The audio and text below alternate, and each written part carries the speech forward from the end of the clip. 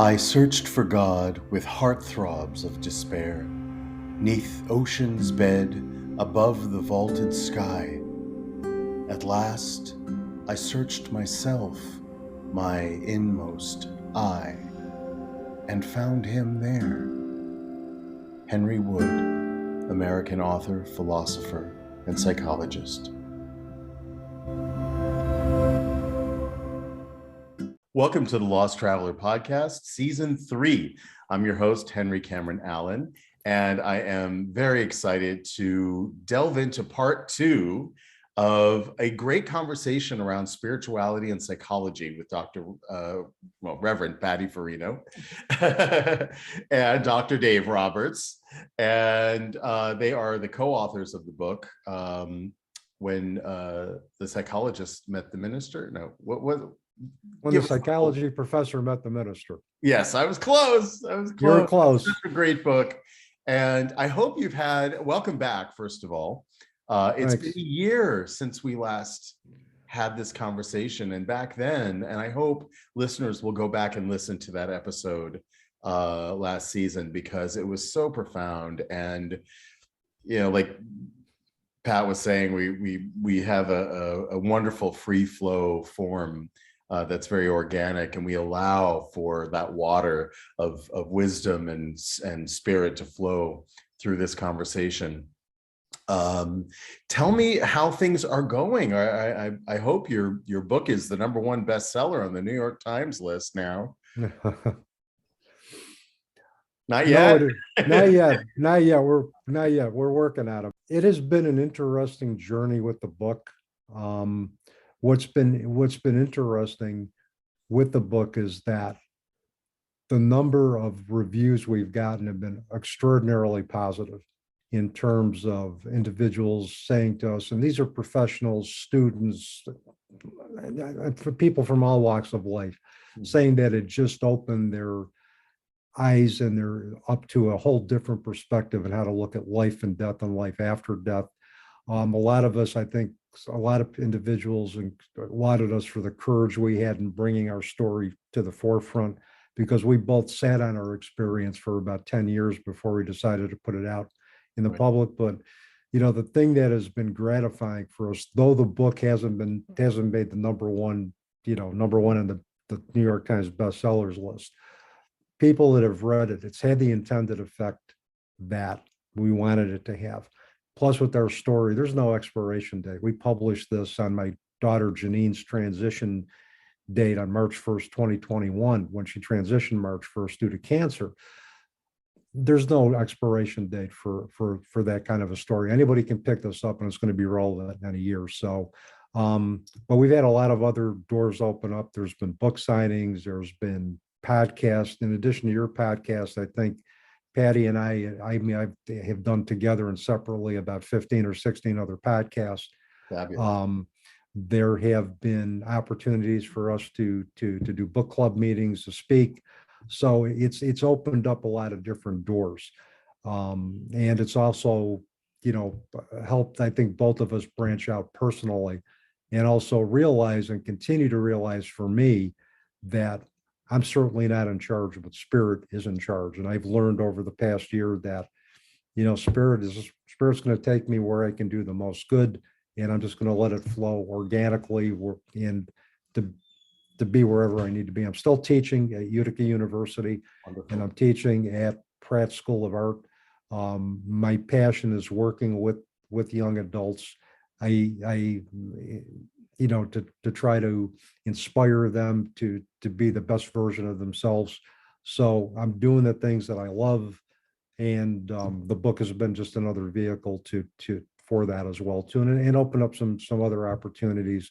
I had a marvelous opportunity to present how I integrate psychology and spirituality at the Teachers College of the Mind, Body, Spirit Institute of Columbia University. It was a virtual online conference. Wow. I had a chance to do a half-hour presentation, and that opened up directly because we sent a blurb out about the book.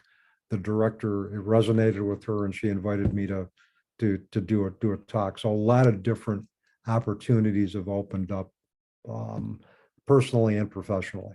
That's fantastic. I hope someone recorded that presentation at Columbia, and I don't, put I it on think they, YouTube or something, because this it's so important, this conversation, which is why I invited you back for a part two, because I felt like we only scratched the surface with part one. Patty, tell me, how about Shadow and Light Coalition and where you've come in the past year? It's interesting because the Shadow and Light Coalition came about because people that had read the book, some people definitely aligned with Dave, and because it was written from his perspective, because Dave always said he wanted to share his experience with me with others because it was so different, understanding spirituality, and that you don't have to be religious and follow a specific path, but you can dabble. He loved the idea, and with that, people would call and want to speak. And I said to Dave, the idea is both of us, him with the psychology and me with the spiritual. Because of spirit, because of my connection, I become an instrument. Mhm. And I can say things. Things come through me. It's not like I'm coming up with it. It comes through. And I'm just like, blah, blah, blah, blah, blah. And I'm like, you get that, right? Oh yeah. How did you know? I'm like, I don't know. I'm just saying words. So with Shadow and Light Coalition, David and I work together in saying, let's open this up so that if anybody wants help getting through a challenge, or they're stuck in their life, or they want to have a better grip on the psychology, as well as integrating their spiritual practices, Or or their, questions, or yeah, spiritual or questions. yes. exactly, or experiences that they never could work with. We've had people that immediately called up and said, we'd like to see you. So David came up with the idea, well, let's do it. There's nothing out there like that, where you have somebody that's got a psychology background and somebody that's all spiritual. I have no psychology background.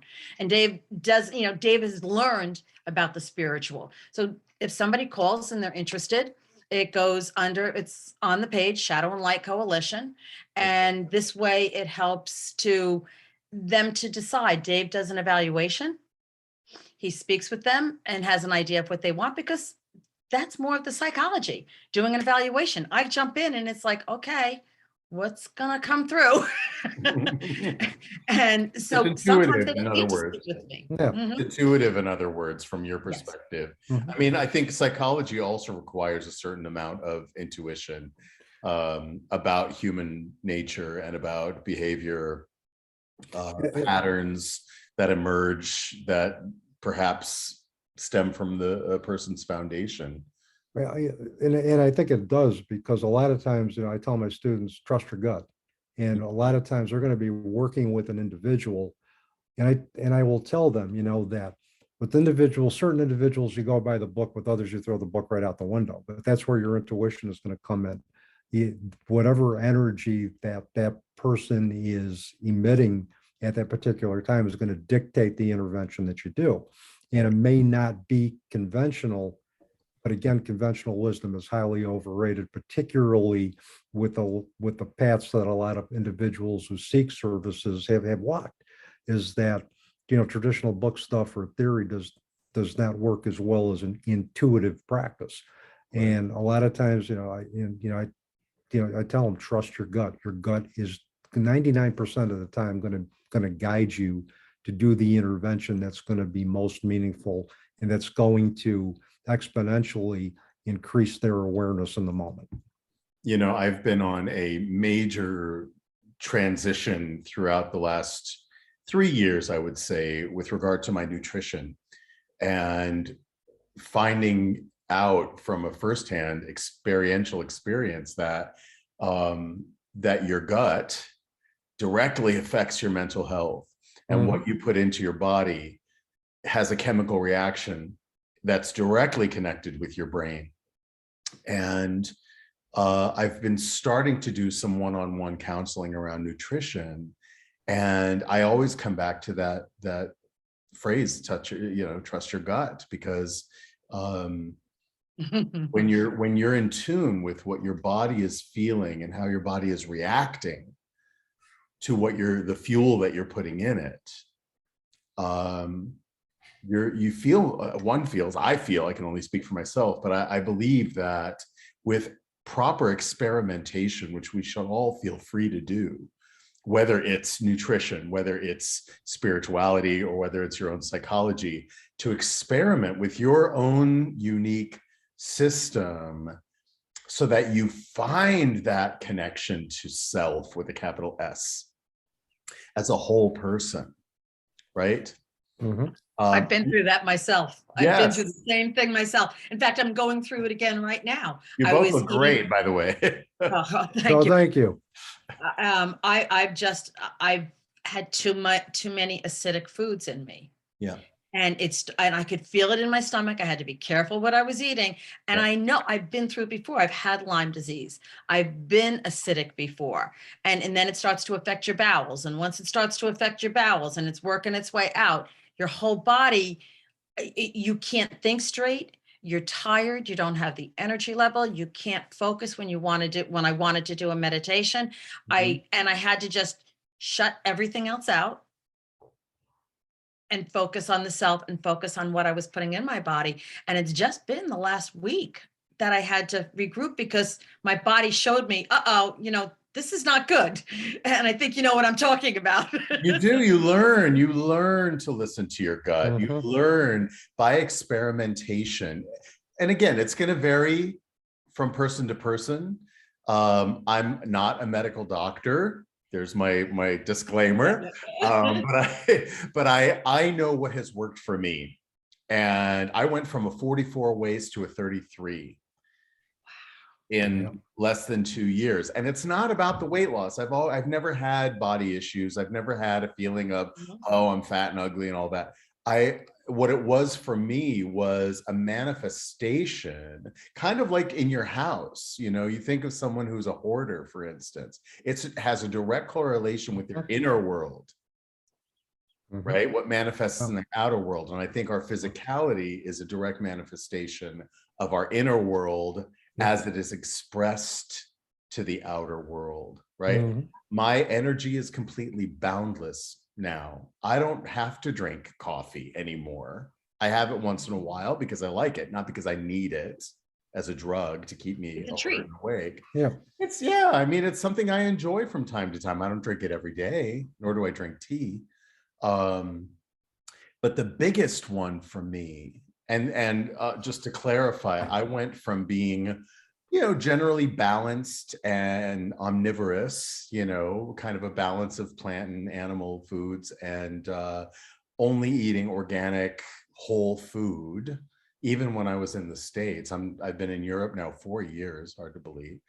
I noticed a huge difference when I came to Europe, a huge difference in the quality of the food. It is so far superior in Europe than America, and most Americans don't realize that. The quality of the soil in Europe is so far superior to the quality of soil in America. These huge, enormous one-crop farms, for corn and wheat and soy that we see in the heartland of America, it's destroying the soil, it's destroying the ecology. And so all those things that we're turning to plants for don't exist the way they did 100 years ago or 200 years ago, when our grandparents and great grandparents were farming the land, and replenishing the land. And so I went from that balance of plant and animal to an animal-based way of eating.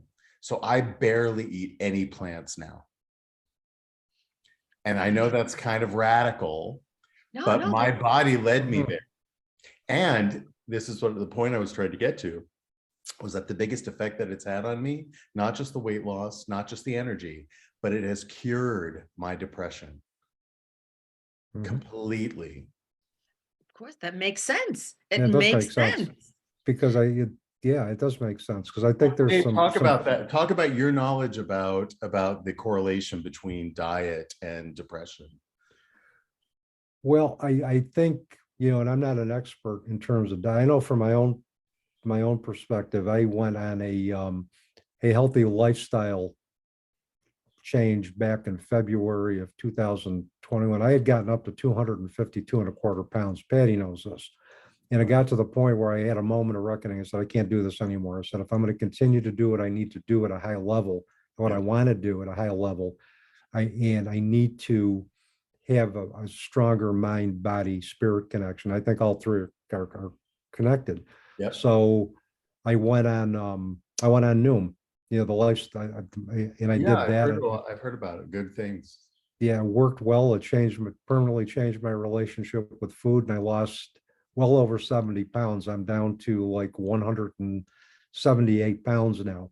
Wow. And I feel great. I still love my coffee. I haven't been able to, but I think for me, as far as mood and as far as energy goes, I think the foods that I have, like I eat a lot of berries, which are high in antioxidants. Yeah. I eat a lot of food that are not high in processed sugar anymore, a lot of protein. That kind of, eating that type of processed food has got to affect mood. It's either going to make you hyper or with some forms of depression, hyperactivity is a part of the deal. Yep. It's going to weigh you down. It's going to interfere with sleep. And all of those are related to how we feel mood wise and depression wise. And it's really hard with the way that the world is working right now, with all the anxiety and stress and fear that has gripped not only America, but in every country. We have these challenges. We have to pay attention to compulsive, turning to sugar, which is in all processed foods, which is in all plant foods, right? We don't realize that a carbohydrate is a sugar. And it's not just bread and pasta that are carbs, it's everything from the plant kingdom. And your body doesn't know the difference between a salad and a chunk of chocolate cake. It really doesn't. You do. Psychologically, you do. You're looking at the difference. And because of what we've been fed in terms of what health food is, we think we're doing well by our liver and by our body. But the truth is that our liver produces precisely the amount of glucose that the human body needs to function. And that's really why we eat. It's fuel for our organs to function. Yeah. And so if we're overloading our liver with sugar, right, we don't require, this was a huge mind blow for me. And this isn't me looking at the diet gurus out there or the YouTube videos. This is me going into nutritional studies, really, on board scientific information. Human beings don't require any extra carbohydrates for anything. Our liver produces precisely what we need for our unique system. And you look at our ancestors pre-agriculture, which is, again, agriculture is only 10,000 years old. We're physiologically exactly the same as our ancestors 10,000 years ago. And the fruits and vegetables that they were farming at the beginning of agriculture 10,000 years ago look very different to what we are eating today. They were small, they were astringent, they were bitter, and they weren't these big, beautiful apples and, shiny, green, fluffy lettuces. And it's nothing compared to, it's kind of like, I equate it to dogs. We all know that dogs came from wolves. And over the course of human history, we have bred them for particular purposes, right? And we've changed. Some dogs are smaller, some dogs are bigger, some dogs have short snouts and bigger ones. So it's the same with food. We've done the exact same thing to food through agriculture. Oh yeah. Right? Our ancestors, when they ate plant material, it was ceremonial or medicinal. It was in much smaller doses. It wasn't the staple food. They were running naked across the savannah with a spear, trying to get the biggest woolly mammoth that they could find. And they ate the organs before they ate the muscle meat, because that's where the animals store the nutrition from the plants that they eat, the grains and the greens that they eat. They have 4 stomachs to process all that. We have this one tiny little sensitive stomach, right? So the cow ate my salad for me, and I'm all the better for it.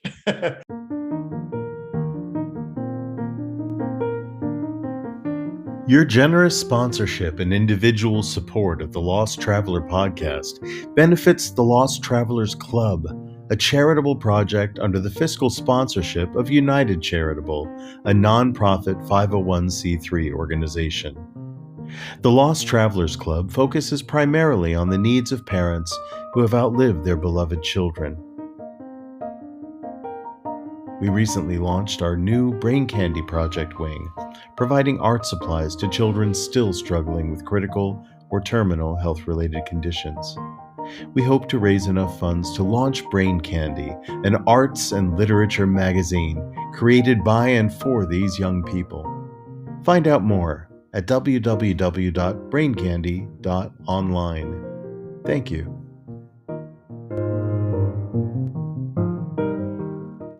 But from a spiritual perspective, talk a little bit, Pat, about the connection to nature and the cycles of nature that we as physical beings require the consumption of living foods.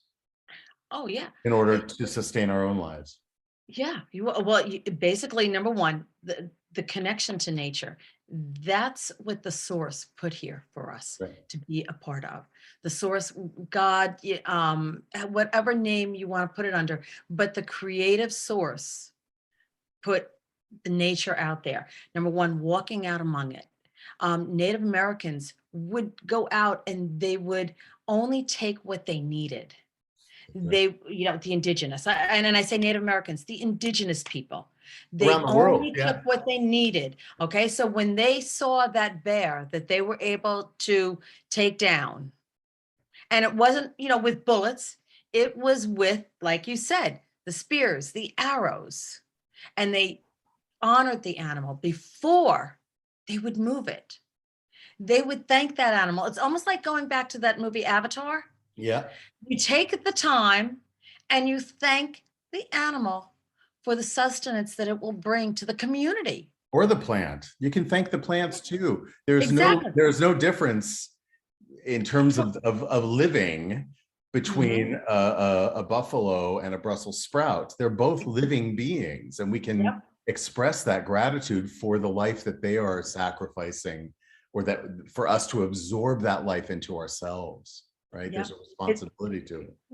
Well, something that I had read in this one book said that when they would go to take something from, they'd have a group of, let's say, blueberry bushes. They would only take, they would ask first and listen to their intuition, and they would only take from the biggest plant. They wouldn't take from all the little ones and grab everything, which is what our farming is now. Go in and you take a whole field. I'm in farm country now. And I see the process of them going through and stripping down. It's not a gratitude. So if that's just grown, just because it's a livelihood, and let's just say the person that's doing it is angry because they have to do it because they're third generation, but they really want to be in an office someplace. That's going to affect it. Yeah. Because that life form, that corn plant, that raspberry bush wasn't treated with respect and honor as it was growing. And so it goes in and it goes through machinery, it goes in the process. And by the time it gets to us, there's no nutrition that you're going to be intaking and taking care of the body. That's right. And it's the same with livestock, isn't it? It's exactly the same with livestock in these huge factory farms that are not treated well, that are not romping the grass in the sunshine. When a ruminant animal, and that means an animal that grazes from one space to another, they're not stuck in one barn. Ruminant? Yeah. Okay. Right? That means they're roaming. These are the animals that have multiple stomachs. These are the animals that are, when you go back to animal husbandry in terms of farming, and where I am in Spain is a very remote, rural place that still use ancient practices in their animal rearing for food. And whether it's goats or sheep or cattle, these animals, you see them romping in the countryside, happy as can be, right in the sunshine, And they don't, they're not stuck in a barn, a dark barn with no sunlight, getting fed buckets of grain and corn and all that, and those things are genetically modified, right? And they're being fed growth hormones and other, things to supplement their food so that it makes them fatter. So it looks nice in the market, right? Yes. Yeah. People think that bigger is better. I remember when I was younger, chicken cutlets, you would buy a small chicken cutlet, and now they're like this. I won't buy the big ones because I know there's a GMO in there someplace. That's right. Well, and you can look at a steak if you eat red meat, which I think is key. Chicken on the totem pole of nutrition is actually the lowest in terms of nutrition. I've learned so much, and I'm so happy to talk to both of you about it, because I do think it has both spiritual and psychological implications, the way that we approach our food, right? You can look at a steak, and by the color of the fat, you can tell if it was grass-fed or grain-fed. If you see a steak, if you look at a steak behind the counter, right?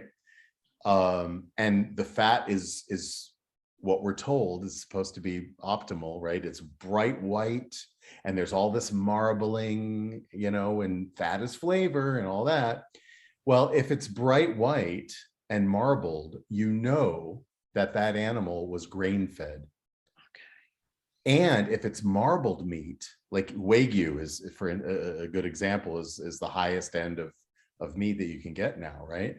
But that's indicative of a diabetic cow or a diabetic animal if it's marbled. So you want the fat to be on the outside rim of the meat, not permeating within it. Think of us, we're made of meat too, right? Mm-hmm. If we had a bunch of fat going through our muscle, we'd be very concerned, right? And so to see ourselves reflected in the animals that we're eating is another part of this association and feeling a oneness with nature, right? If we saw that in a scan of our own muscle, we'd be really concerned, right? So we should be looking at that. If the fat, on the other hand, is only around the outer edge, and if it's from pale, like beige, to deep golden, that animal is getting more keratin.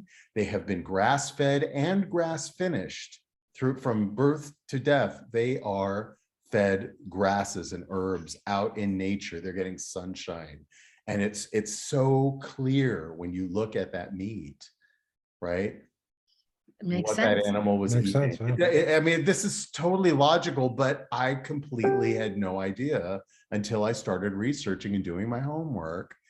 And once I found that, and I started buying only the highest quality ruminant meats that I could find, in organs as well, that it took it to a whole other level. And people say, well, how can you afford to eat that way, Henry? Because my grocery bill is, people say to me, is through the roof. I can barely make it as it is. And you're telling me to go out there and buy the highest level of meat from butchers and farmers direct, I say, yeah, but you know what? You're going to be eating a lot less. My grocery bill today is a third, even with all the inflation, it's a third of what I used to pay for groceries. And the butcher wraps it in paper. I generate no plastic waste. Yeah. Wow. Talk about another thing that we need to be talking about in terms of our life skills, how we're feeding the planet, right? All fish now that comes from the sea, even wild caught, is permeated with microplastics. Salt, the same way, sea salt. We think sea salt is better. Yeah, it's better than table salt, but it is permeated with microplastics. And those don't get processed out of your body through the liver. Those accumulate in your body. And we wonder why we are so sick, right? And this feeds the medical industrial machine of, medications and things that we're required to take. It raises our blood pressure, it causes all these problems. When it's just taking a half step back and being curious about farm to table and quality, the quality of the lives, whether it's plant or animal, that started how it was raised and cared for. That's an energy that we put out there. Yes. Right? If the farmer Oh. loves its animals, if the farmer loves their plant, their orchard, and the process and the cycle of nature that allows them to cultivate these things to share with the world in a healthy, wholesome way, that comes through, doesn't it? When you sing to your plants, they're healthier. Right. It's true. It's so true. I've been saying that for years, and it's so funny now about the meats. I've learned a lot. I at one point when I was younger, I had Lyme disease, and the doctor had said to me, my whole system was a mess, and he said to me, "I want you to read this book because I have AB negative blood. It's rare." Wow. Apparently, in the book, and when the book was written back in the God, it was before David. So it was somewhere in the 1990s that I'd gotten the book. It's Eat Right for Your Blood Type. Yes, I've heard of that. Absolutely. And I read through that, and it was saying that for somebody like me, I do better with more plant-based. So I started looking into organic plant-based, but I always loved my meat. Right. I loved the carbs. I loved spaghetti. My husband's Italian. That was something that was, so I had to make 2 meals at one point. Yeah. One for me and one for him. Right. And I had to be careful about what I purchased, and exactly what you're talking about. Yeah. When I was buying for just him, I could buy less and buy it organic. Than if I went into the supermarkets and bought their big family pack. Exactly. Well, which is wrapped in plastic. Hello. You don't think And the styrofoam. It's outgassing into your food? Of course it is. Of course. My grandmother used to say, when you go shopping, I love my grandmother because she taught me a lot of foundational life skills.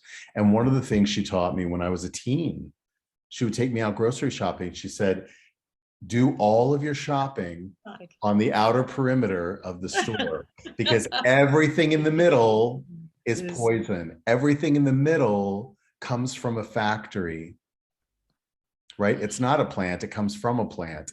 Yeah. and it's processed. It's processed on one level or another, so it could be boxed or canned or packaged. And there are many different ways of processing food. I mean, even the butcher, or the milk or cheese you buy, those are all processed. And so again, you have to do the best you can with what's available to you. But when you start this journey of awareness about what you are putting into your body, it's no mistake, that old adage, you are what you eat.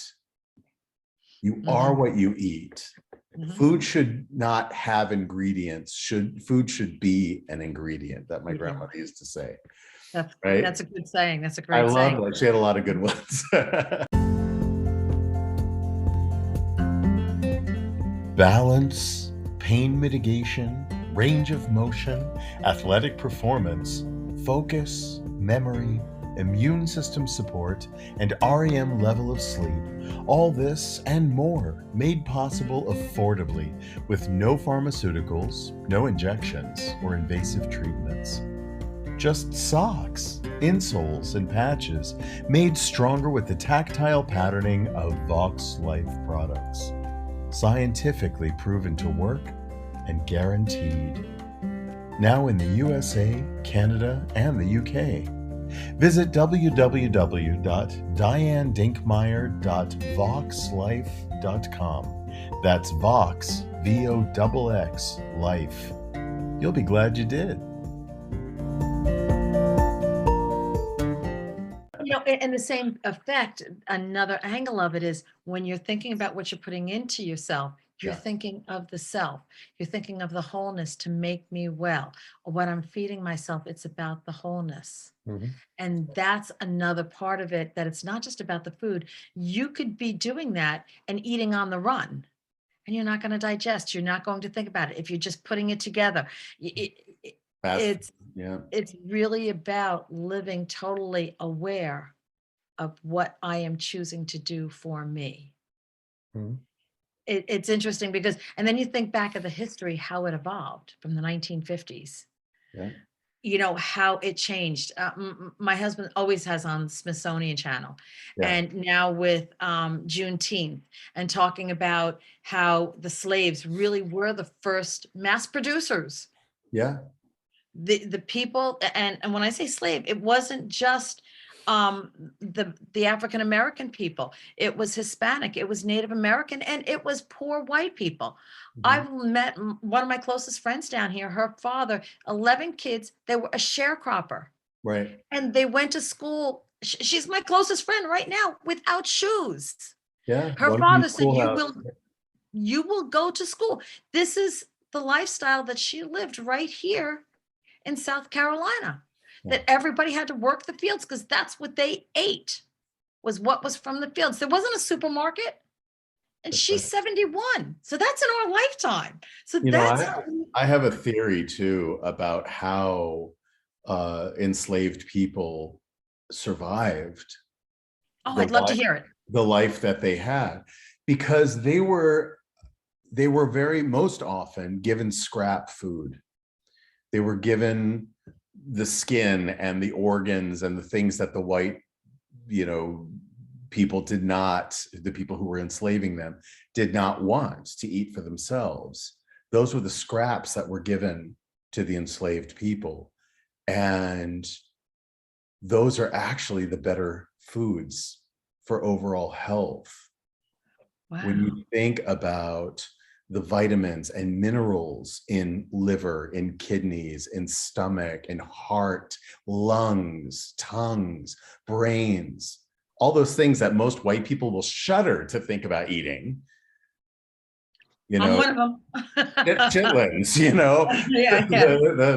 the intestines, all of those things are actually the optimal human food for the optimal functioning of our systems. Why?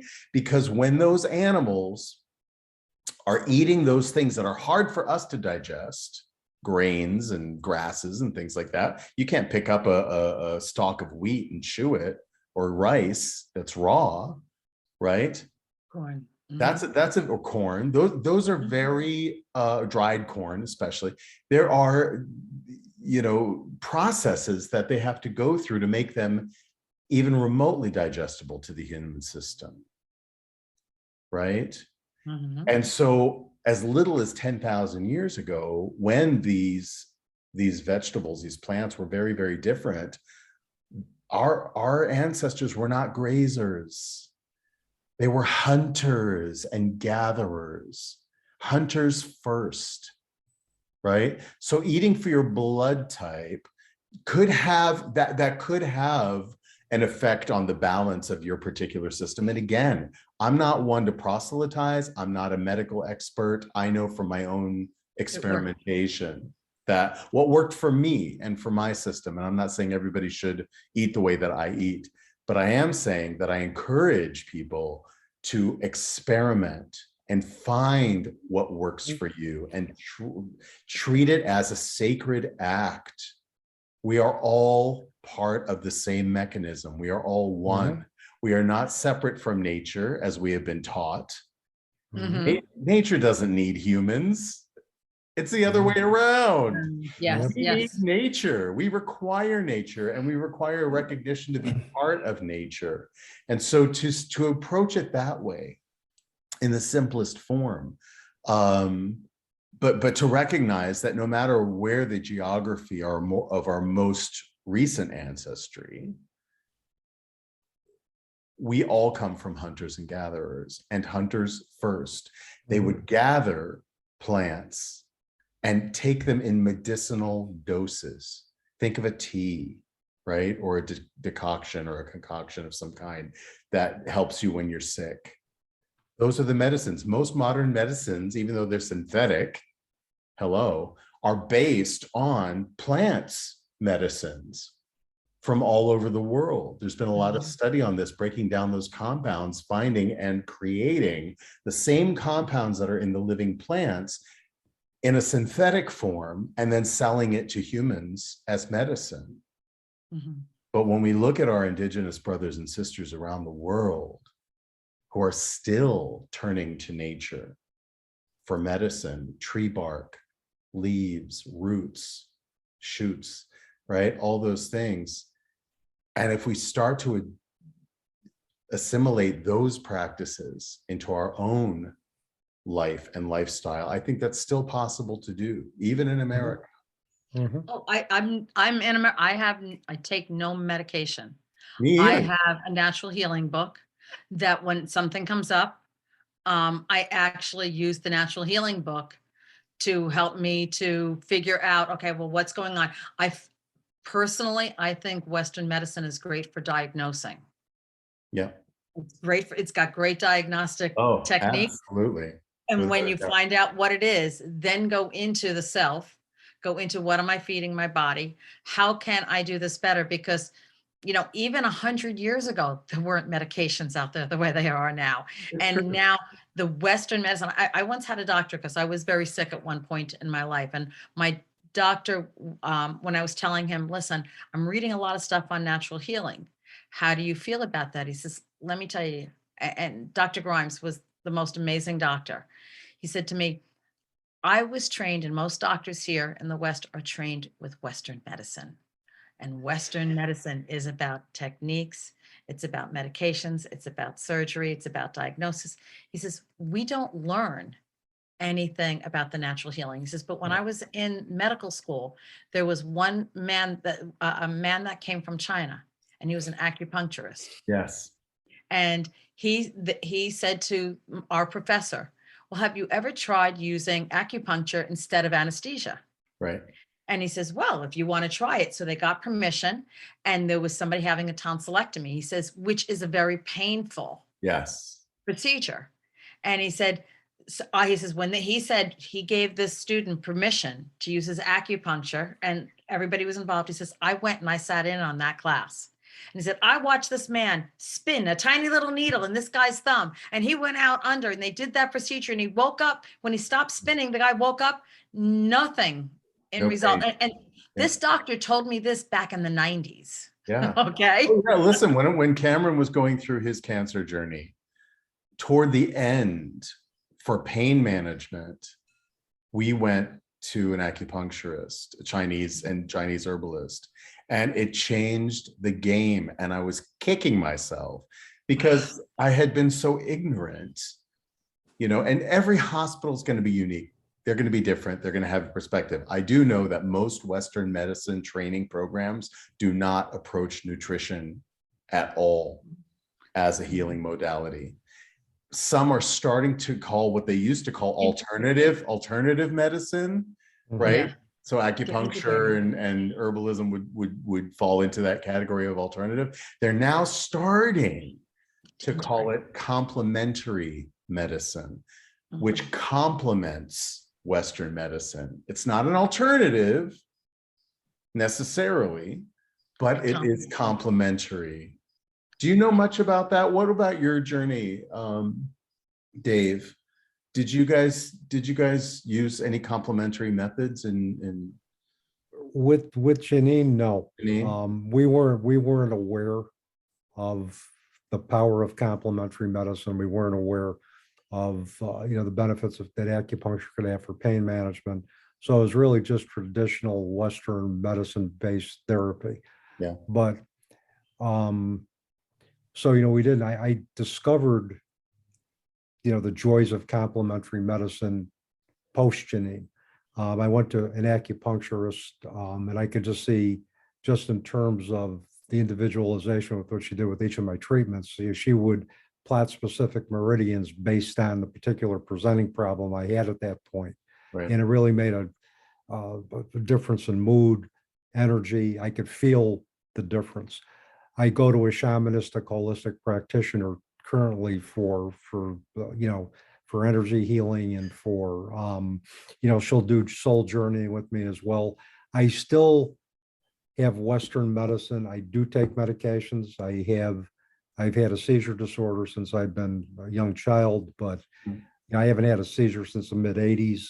But I still take specific medicine for cholesterol, prostate health, but I do complementary as far as supplements, gypsum, milk thistle. So I kind of mix the best of West with East. It's kind of more of an integrative approach, which Right. really suits my philosophy at this point, mixing, traditional science with other complementary healing methods, which is great for me. That fits my existing belief system.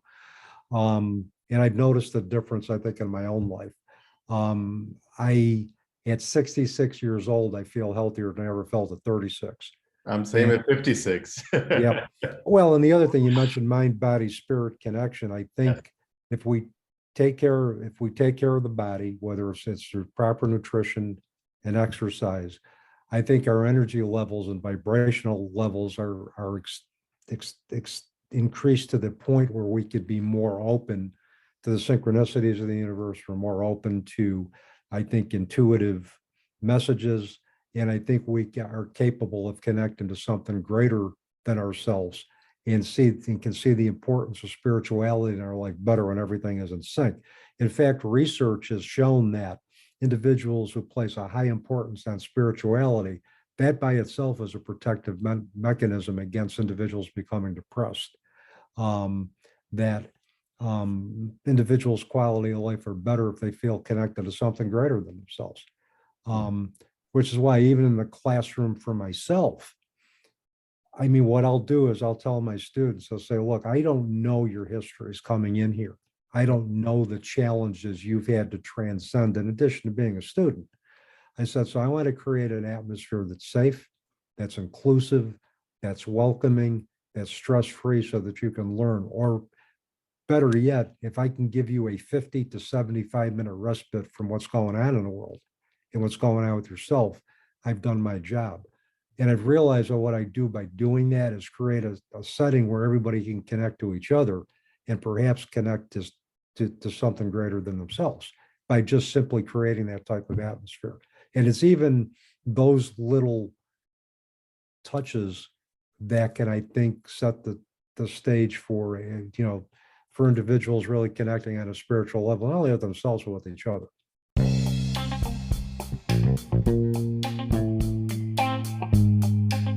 A guy wire is a tensioned cable that is designed to enhance the stability of a freestanding structure. Think of me as your guy wire. In terms of life skills mentoring, you're perfectly capable of standing stably on your own 2 feet. But I'm a cable that can enhance your stability. I'm available for individual or couples counseling, life skills mentorship, child loss grief support, LGBTQ+ support. I can also officiate weddings, end-of-life ceremonies, baby namings, invocations, or whatever guidance you may need. I serve all genders, all ages. Sessions are affordable, discreet, private, and conducted online. Find me at guy-wire.org. Book your appointment today. Well, and that's the common ground we all stand on as human beings. That's universal. It doesn't matter where your ancestry sprung from. It doesn't matter what life you were raised in. I hear in my clients a lot of people going back to the excuses of their own limitations, saying, well, that's how I was raised. My comeback is, well, who's raising you now? You are. You're raising your own inner child, right? You have the opportunity to heal. But here's the other thing too, is that we can empower ourselves to take a look at how we were raised differently. Yeah. We can empower ourselves to do that. I mean, I can share something very quickly, if that's okay with you guys, in Please. terms of Patty. Patty and I talked about this anyway. And I think you remember in our book, when I talked about basically the shadow of my father. My father had left when I was 5 years old. Yeah. I looked at his leaving at that point, as any young child would look at, as an act of abandonment. I thought he did not love me. I thought he did not love my mother. And with Patty's guidance, almost 55 years later, I realized that his act of love was actually his act of abandonment was actually an act of love.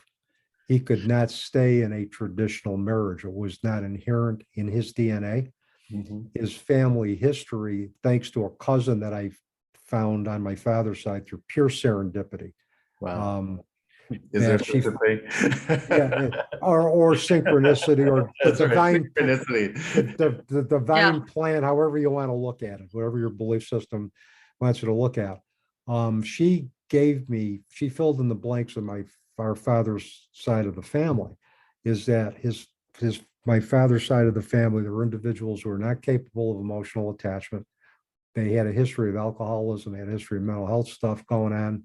But the bottom line is when you demanded emotional attachment, they'd leave.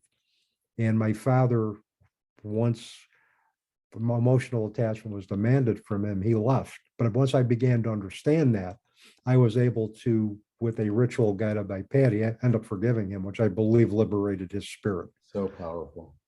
Well, this gets even better. Okay, this gets even better. I think when we open ourselves up to understanding that we're all on Spirit Central Time and that Spirit is in definite control, and when we open ourselves up to the synchronicity that the universe will show us, we open ourselves up to synchronicity on a whole new different level, particularly when we're releasing any expectation of having more than we got. I had been raised as an only child for 66, I was an only child for 66 years. The wonders of ancestry.com, my cousin got in touch with me and said, I think we have located somebody who is a sister. And she goes, we're pretty sure that you have a sister now. Wow. And apparently the DNA analysis that they did, that was done, was the fact that we were definitely brother and sister. And this was from another relationship that my father had. So we got in touch with each other. And we have had a great relationship. I have discovered more DNA family. I have not only a sister, but I have a niece, I have a nephew, and I have 3 great nieces, all out in New Mexico, the great state of New Mexico. And so essentially, my father was the gift that kept on giving, after he had left when I was 5 years old, and he still is. I had always wanted him to be a father to me, and I wish he could have been a father, but he couldn't. The human experience that he lived did not allow him to do that. But in spirit, he has been a father to me, and that relationship has continued. It has been stronger. And, I love him now as much as the mother who raised me for all of my, and I'm getting a chill just talking about this. So I'm kind of sensing he's around. But that's something that, we can be empowered to look at what's happened to us differently.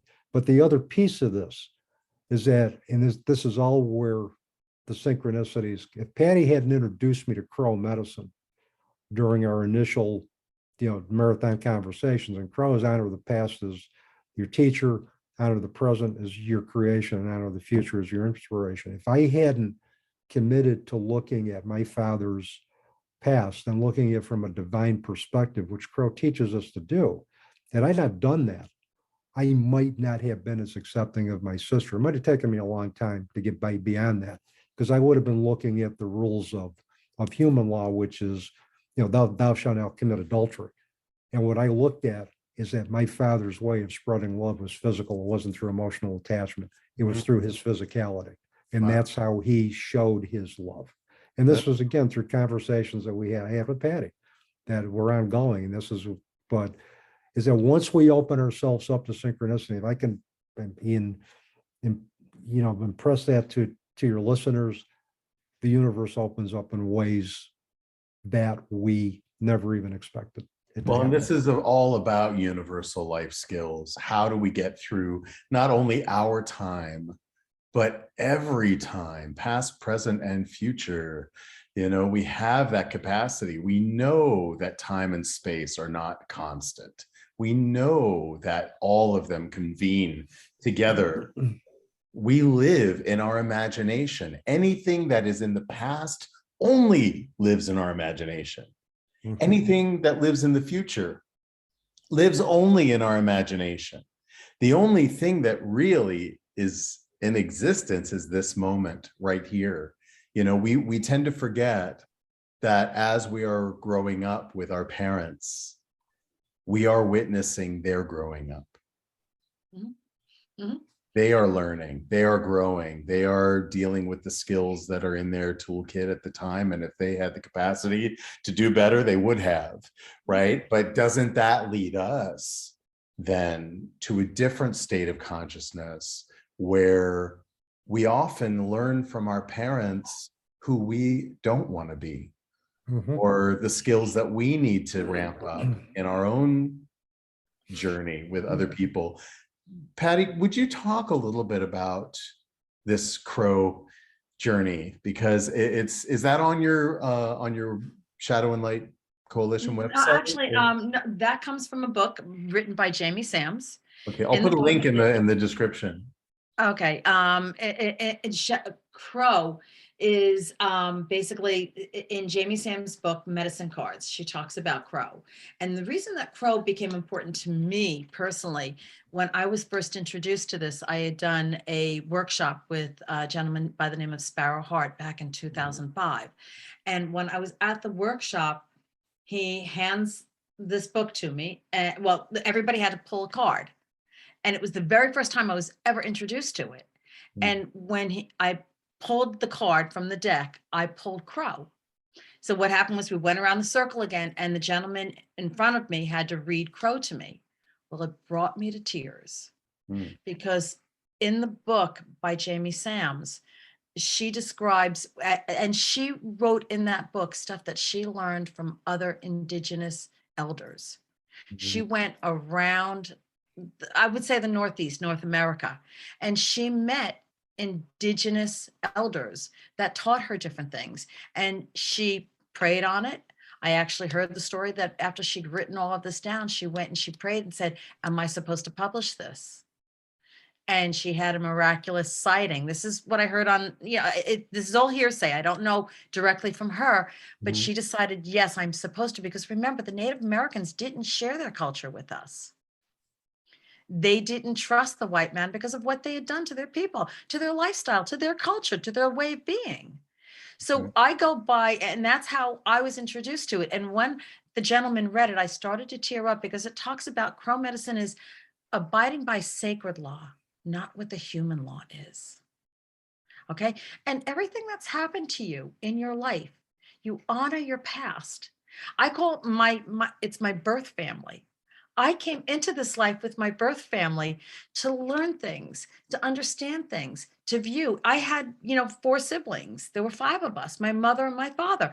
I look back and I can remember observing who they were and their responses to things, and how I could always try to alleviate any tension or drama that was going on in the house. That's what I always felt my role was. Oh, how can I make this one feel better? Oh, that one's personality is like that. Those thoughts were in my head from my sacred friends. Right. And then it got to a point where the way I was with them as a child no longer fit who I wanted to create and be who I was in today, because my vision for tomorrow was something different than what I saw as the child. So it's honor. In the book, Jamie Sams, she talks about, in this one part, it's the reversed meaning of it. And it says, honor your past as your teacher. Yeah. So for each of us to look back on, whether it be traumatic, whether it be love, whether it be challenge, whether it be a moment where you felt beaten up, you got through that moment. You got through that chapter. You got through that experience. So now don't look back on it with horror. You look back on it and say, how did that allow me to form the ideas of who I want to be today? Right. Honor that moment, because it showed you are resilient, or it showed you how to be accepting, or how to be loving, or how to be compassionate, or how to be present for the next person in their traumas and dramas. That's right. Honor your past. Honor every moment, because it helped you to decide who you're going to be today. And if you look at who you are today and you're not happy with it, well, go back and find a new narrative.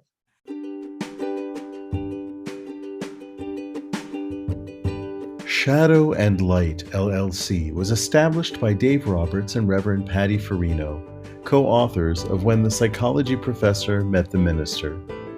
Their mission is to empower individuals to transcend life challenges by integrating spiritual practices with psychology to achieve peace. They are available for individualized spiritual counseling, virtual or in-person presentations and workshops to universities, organizations, and other interested groups, virtual or in-person book club meetings. For further information, go to psychologyprofessorandminister.com. So where do you want to be tomorrow? Do you always want to be where you are today? And that's, I think, a big thing, especially for the young people with the high rate of suicide, for mass, I hate to say it, but those moments where they're so angry that they go in and they take other people's lives because they are not in balance and at peace with themselves. Right. No matter if they're a 70-year-old man or a 20-year-old. Right. They're not at peace with themselves. And it's because of something that they're carrying with them from their past. So if they could find a new perspective on what they came through, the whole thing of Juneteenth, it's looking back, and we want a new narrative. Those people, those ancestors persevered through something that they had freedom at their fingertips, but they had to wait for a president to actually come into Texas and say, this is it. You release them. You are part of this union, and we no longer will allow slaves. We already freed them, and you're not following what we have we've directed you to do. You know, I think we should all be celebrating Juneteenth, because you look at the impact that those enslaved people, the descendants of those enslaved people, have had on culture. Yes. On the development of humanity, right? And what has been really living in me over these past few months, especially leading up to Juneteenth, but also a little bit before, a couple of years ago, I signed up for to support a YouTube channel called Home Team History, and it's all about African history. Really? It's the cradle of humanity, East Africa. We all carry that DNA of our common, that's our common ground, that's our motherland, that's all of us have a vested interest in Africa. And recently it was brought to my attention that there's a young man, 28 years old, in Uganda, who has felt a calling to rescue children from the streets of Kampala, which is the capital city of Uganda. And practically single-handedly, he's caring for 34 children that were orphaned, the products of child rape, the products of abandonment and abuse, and he's rescuing them off the streets. I get tearful thinking about it. And a mutual acquaintance put me in touch with him as a mentor, as I guess a father figure in a way. And, you know, I don't ever want to be in a situation. I've worked with indigenous communities in Fiji, for instance, and I've worked with others around the world.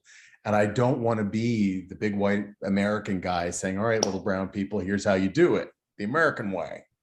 It all has to come out of who they are and their own biographies. Yep. And if I can, with the tools that I have as an individual, with African roots, as we all have, I deep dived my DNA, and I was able actually to identify some of the tribes in Kenya, Tanzania, Uganda, that my people sprung from before the diaspora out of Africa. And so I've found a vested interest, and to me, a degree of obligation and responsibility to find a way to support my brothers and sisters wherever the opportunity arises in Africa, because they are the future, these children who are left for, it's in Kampala, it's actually illegal, and you will be thrown in jail if you are caught giving food or drink to street children. No way. vulnerable children. And he does it anyway. But Wow. he has, out of nothing, created an exceptional movement, I think. And there are many other people. There are many churches who are doing similar work. There are other individuals who feel called to this work. He was the one I was guided to. And so I'm now, I've been volunteering for the last few months. I developed a website for him, you know, telling his story, sharing photographs of these beautiful children. And he wants to provide a foundation under their lives for the future. They are the future of Uganda, these children. They are the future of Africa. They are the future of the world. And how can we give them the springboard, right? The foundation is everything. And we can only look to our own foundations for reference, each Yes. one of us individually, and say, okay, these are the tools that I've gleaned. It wasn't easy to earn these tools, but I have them. And so I can bless my ancestors. I can bless them and thank them for, and my parents for the lack of tools that they had in their time, right? That gave me the tools that I have in my time, that I can then pass along to the next generation. For years, I've turned on the television and the internet and have felt bombarded with messages of support, begging for money to support children in Africa, Afghanistan, India, all over the world, war-torn countries. Children are starving, not only for food, but for education and love in some cases. I recently connected with Desire childcare organization that transforms the lives of orphans and vulnerable Ugandan children in Kampala and Mukono by providing wholesome food, housing, healthcare, and creative arts education from early childhood to adulthood. Won't you join me in helping save orphans and vulnerable children? We can do it together, one organization at a time. I chose this one. Visit desirechildcare.org for more information. Thank you. So as we wrap up here, I can't believe an hour has passed. Another amazing conversations. As always, I ask to reflect back on the things that we've talked about. If there's anything that stands out to you that you want to reiterate, or something maybe we didn't cover in part 2 of this conversation that you would like to offer as a practical tool universally, that anyone in any country, anywhere in the world can put into their kit. I think for me, the whole discussion about the past, a lot of times we get focused in this society on living in the present and mindfulness, and I get it, it's important, but every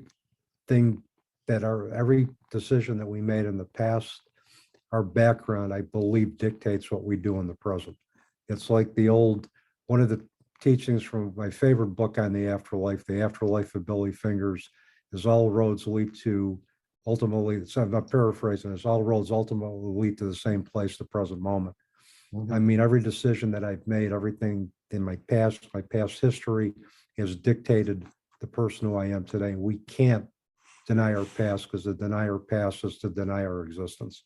And we can't do that. You know, we need to honor the past literally as our teacher and for what it stands for, and look at it for what it can teach us, not for looking at it with regrets on things that we should have done. And that goes back to not only your past, but your parents' past and their parents' past, and all the way back to our common African mother. All the decisions that were made, all the choices that were made have led us to this conversation in this moment. Absolutely. Right? There's a study called epigenetics that talks about how our DNA carries ancestral memory in it. And that is so important to all of us become historians and find out why we are the way we are. It's a culmination of generations upon generations of people and choices and situations and tools. Thank you for that, Dave. You're What about welcome. you, Patty? Thank you. Oh, reflecting back on just this conversation, the one thing that came in every point that was brought up is nowadays, because of social media, the younger generation are focusing on how I look out there. And it's not about how you look on there. Be the author, be the writer, be the main character of your own book. Think about how much time you take to go and sit and look up at the stars and think about, and in that moment, that's where you think of your ancestors. Think about who you are and how small you are in this big giant world. And I say that because, it's something that I've heard you say, Henry, is, how minute I am in this big world. But go back into being you. Then think about what you feed yourself. Think about how you feed yourself. Think about the choices. Think about the self and how you are writing your book. And then look at the people and the characters that you have in your book. What drama they bring in, what love they bring in, what experiences they bring in, and be sure of who you are in the midst of those characters. So for me, and even when Dave was talking about finding his sister, he had to find a new narrative about how he was going to be. He's now not an only child. 66 years as an only child. A lot. And now family means something totally different. I've seen this man evolve since his sister came into the picture. Big time evolve, right down to how he treats his family, his sons, his wife. And I've been witness to that. Even how he's treated, that has all changed just because he is not an only child anymore in his relationship. And he looks at it as, I've changed, I've evolved, because he started looking at his own book. You looked at your own book and you said, I don't like the form that my soul and my spirit is existing in. So what do I need to do? You started to focus and look at yourself. And thus, 4 years later, a huge evolution. Huge. In your story.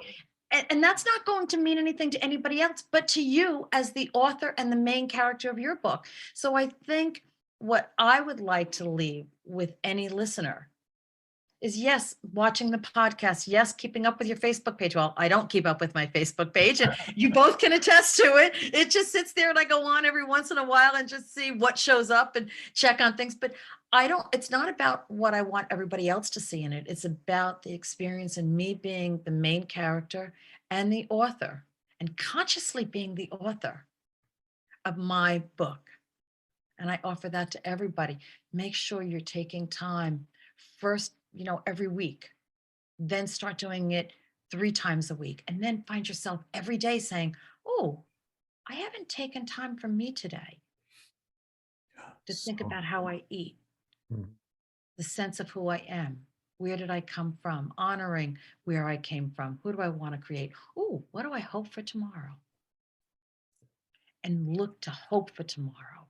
If you're looking for tomorrow and feeling down, then you better do some self-reflection and find out how you can change your perspective and come up with a new narrative for your life. We've all had to do it. Yeah. Everybody at some point or another. Even that young man in Africa. Ogingo Desire is his name. He had to stop and look. Yeah. What's my narrative? How am I the main character in my book? And then he started affecting all those other young children. Amazing. Changing the course of their future, and we all have that power. Thank you, Patty. That's beautiful. We all, those of us that are on this path of being helpers in the world. And again, speaking for myself, I know I have a savior complex. I know I want to help as many people as I possibly can. That's why I do my podcast. That's why I have my Guywire mentoring service that I provide. And, but I always have to come back to and remind myself that if I'm not filling my own pitcher, how can I keep pouring out at other people? That's right. And such a great tool for people who don't know what practically to do to start in that practice of self-evaluation. Journaling is a really great tool, actually literally becoming the author of your story. Write it down, keep it next to your bed so that when you have a dream that might have some kind of wisdom or message in it, jot it down, wake up and jot it down, go back to sleep, or if you carry it with you in a little pocket-sized notebook, keep it in your pocket all the time, because you never know when you're going to be hit with inspiration, right? Jot it down and literally become the author of your own book. All the books that we've referenced, by the way, as well as links to the Desire Childcare Organization in Uganda, I will put in the description below so that our listeners can explore all of the tools that we are learning from.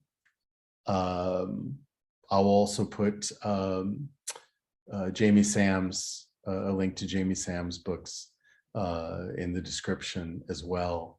I want to thank you both. This was another glorious conversation between friends. Yep. It really, I want to do a part 3, maybe in a little less than a year's time. Yep. This year has passed so far, and I think more now than ever, with the state of the world, these conversations are vitally important. If we're doing this authentically as we are, it effortlessly gives others permission to do the same. Yep. Let's find one another and keep the conversations rolling.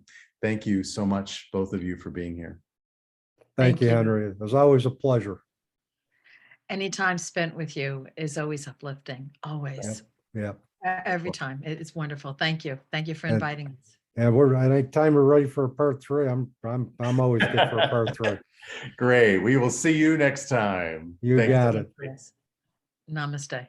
Namaste.